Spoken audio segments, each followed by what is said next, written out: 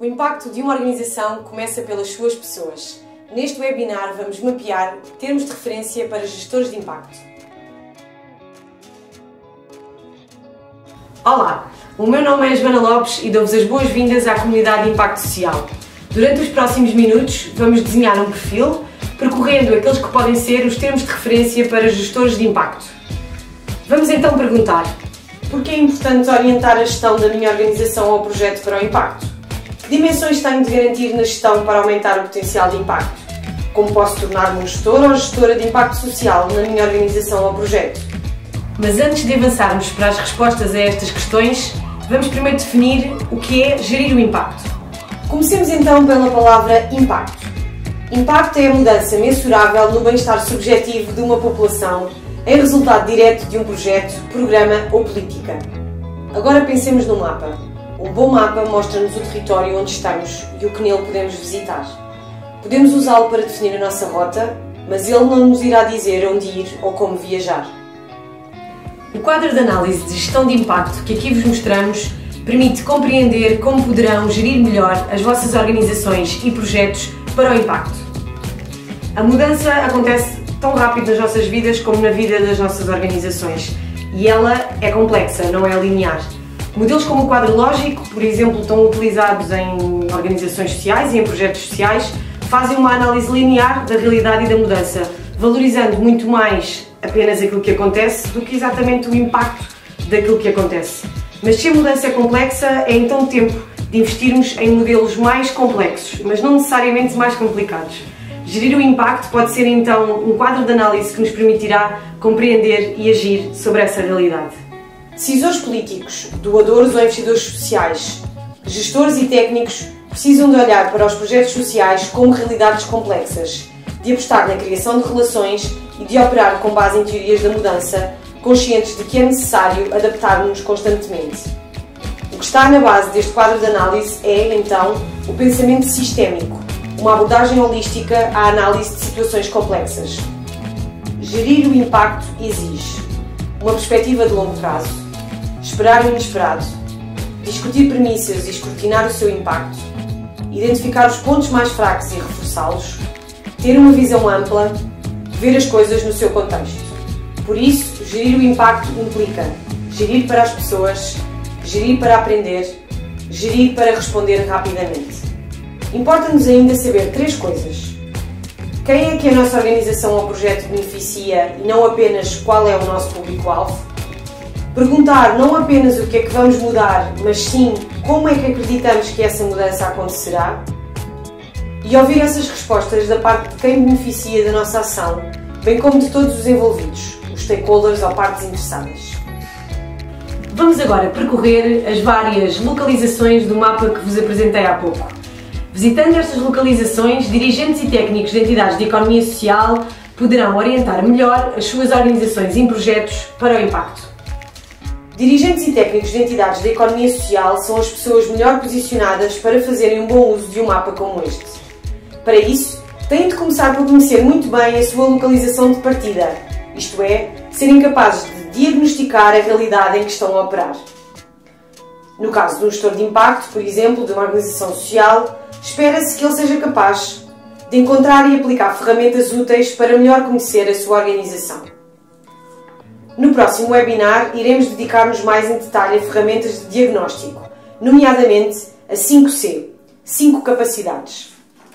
Depois de diagnosticar, é fundamental que os gestores de impacto saibam qual o destino onde querem chegar, isto é, qual é a sua visão, e definirem uma estratégia para poderem lá chegar com a sua equipa. Um gestor de impacto precisa de uma visão estratégica. Isto significa ter uma visão ampla, de 360 graus. Esta visão permite ao gestor ter em consideração todos os fatores que interagem com o seu trabalho, desde tendências económicas globais às condições e capacidades locais. Ser capaz de responder prontamente à mudança. As inovações sociais têm uma natureza complexa e dinâmica, por isso é importante desenvolvermos capacidades para conseguirmos responder às mudanças que constantemente acontecem. A realidade não é linear, nunca vai de A para B sem atalhos. Pode ser simples ou complexa, com maiores ou menores oscilações entre uma e outra. A perspectiva da gestão de impacto é de que a inovação social acontece, sobretudo, em realidades complexas. Não que tudo seja complexo, mas o papel da visão estratégica é identificar o domínio em que cada situação particular acontece, retirando daí implicações importantes para que a estratégia adotada funcione. Passar do quadro lógico à teoria da mudança. É recorrente vermos projetos sociais cujas mudanças efetivas sobre a realidade em que intervêm é desconhecida, embora consigam angariar financiamento ano após ano. Lemos relatórios com atividades bastante bem descritas, com o número de pessoas envolvidas e até com os resultados alcançados. E de facto, sempre que é possível e é fácil estabelecer relações causa e efeito, o quadro lógico pode até ser útil. No entanto, quando a realidade é mais complexa, o quadro lógico torna-se obsoleto. Então, que outro modelo poderá ser útil? Como descobrir o que realmente mudou ou necessita mudar na vida e nas comunidades onde esse projeto interveio? Não sabemos, porque normalmente, quando a estratégia de intervenção é definida, não inclui a teoria da mudança, aquilo que queremos efetivamente mudar e qual o caminho para lá chegar. Passar da análise da situação ao planeamento. O primeiro passo é conhecer questões críticas, como os stakeholders ou as partes interessadas, as relações de poder entre eles e as redes em que se integram, os problemas e conflitos existentes, as infraestruturas, as instituições, as crenças e os valores, as regras formais e informais e, por fim, os padrões regulares de comportamento. Essa análise situacional permite-nos perceber onde estamos agora. Compreendendo isso, podemos decidir onde queremos estar e, assim, definir uma estratégia de caminhos de mudança. Capacidade de liderança estratégica. Sejamos dirigentes da organização ou técnicos em projetos, lideramos diferentes processos a determinada escala. Para melhor podermos liderar, é fundamental que, enquanto gestores de impacto, desenvolvamos competências como a empatia, a resistência ao fracasso e saibamos envolver e motivar quem connosco trabalha. Se as organizações que mais aprendem são aquelas que mais investem na sua visão estratégica, uma gestão eficiente das operações é também um fator fundamental para garantir o impacto. Garantir a gestão eficiente das operações da nossa organização ou projeto é outra dimensão fundamental da gestão de impacto. Partindo da visão estratégica definida é importante. Começar por desenhar o plano anual de atividades e orçamento, equipa, recursos materiais, atividades a desenvolver, calendário, plano de comunicação e plano de afetação financeira. Criar, desde logo, um sistema de monitorização desse plano para que a eficiência das operações seja garantida. Na gestão de impacto, as diferentes dimensões do modelo acabam por cruzar-se, não são estanques.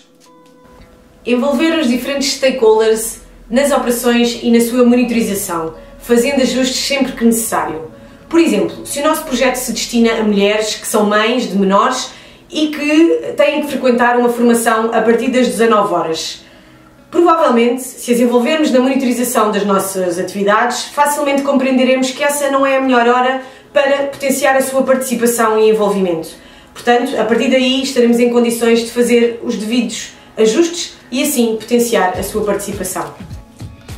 Planear a aprendizagem e a adaptação durante a implementação, procurando criar espaço para a adaptação de atividades que se vierem a revelar necessárias, sem planear apenas atividades e resultados-chave, mas desenhando o caminho para a mudança e assumindo a gestão adaptativa como função-chave, definindo, por exemplo, um orçamento para experimentação e inovação.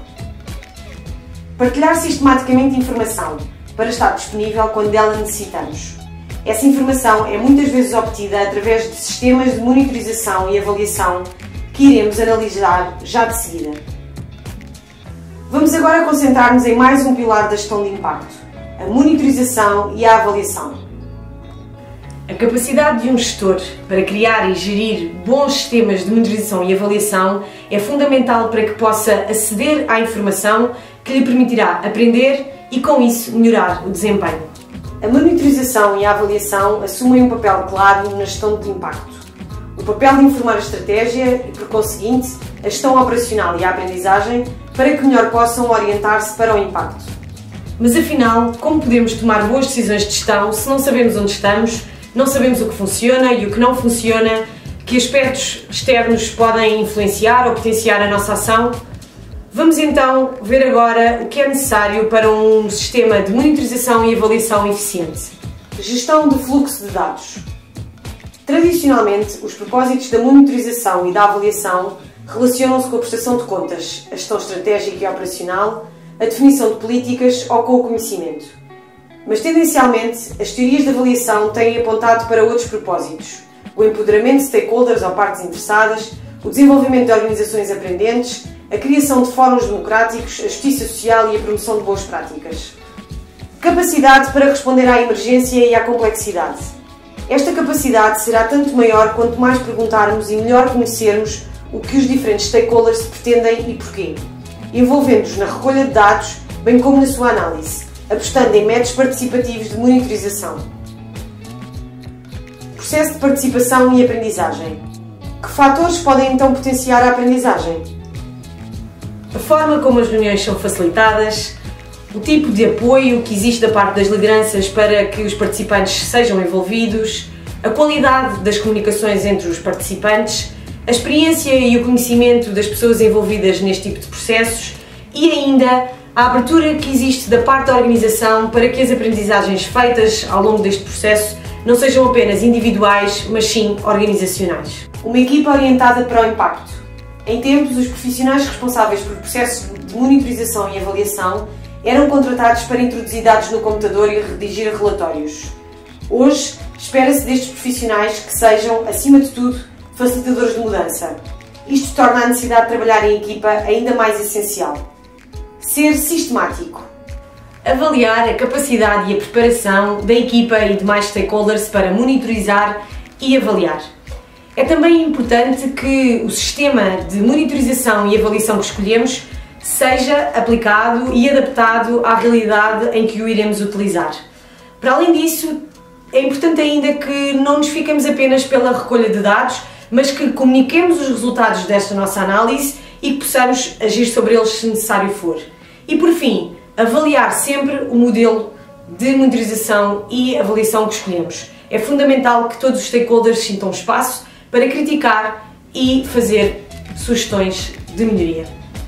Mas monitorizar e avaliar sem aprender com os resultados será um desperdício de energia.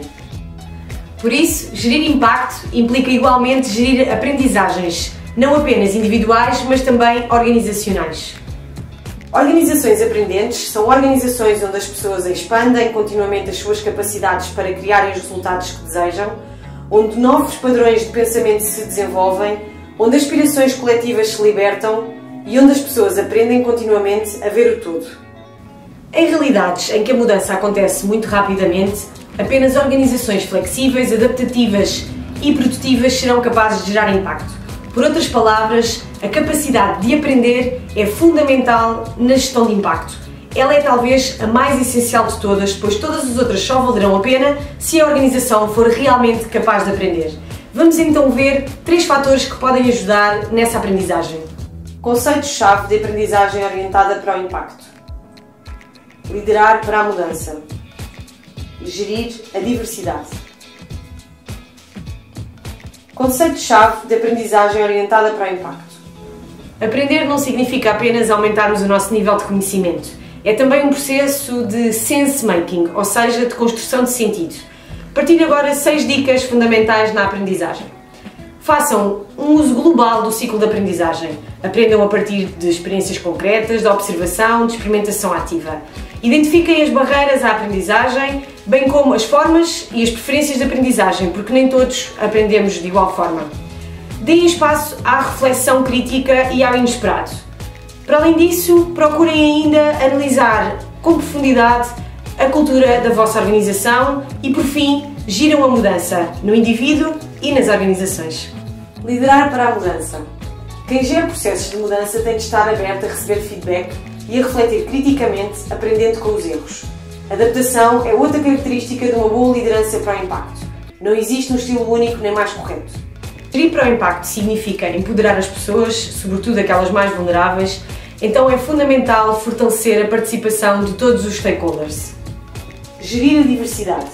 O mais interessante será perceber como podemos aprender, não apenas a partir daquilo que temos em comum, mas também como pode a nossa organização ou projeto aprender com essas diferenças, gerindo o conflito de forma construtiva e gerando inovação.